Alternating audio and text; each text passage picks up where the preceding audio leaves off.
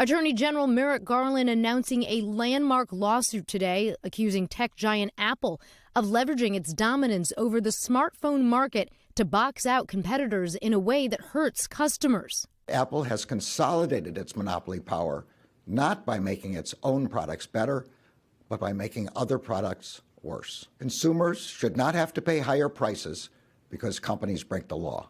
The Justice Department joining more than a dozen states in nearly a 90-page complaint accusing the company of violating antitrust laws through the iPhone, Apple Watch, and Apple Pay.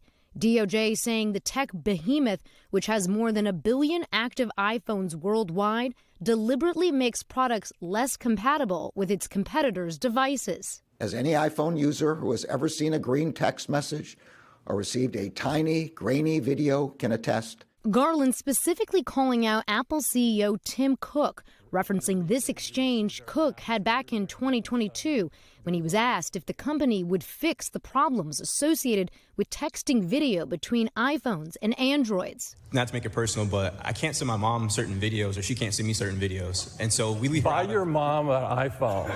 Apple today calling the lawsuit wrong on the facts and the law, saying it threatens who we are and the principles that set Apple products apart in fiercely competitive markets. If successful, it would hinder our ability to create the kind of technology people expect from Apple. The lawsuit, the culmination of years of regulatory scrutiny of Apple's wildly popular products, fueling its growth into one of the most valuable companies in the world. People love buying their iPhones. People enjoy their iPhones. It is the most popular smartphone brand here in the United States. So, Laura, what does the DOJ want Apple to do to remedy this? Well, Lester, the government wants Apple to make its products more compatible with other companies' technology, but the department hasn't ruled out even breaking up Apple if necessary, a drastic step that hasn't happened since Bell Systems back in 1982. But, Lester, this is likely to be a legal fight that goes on for years. All right, Laura, thank you.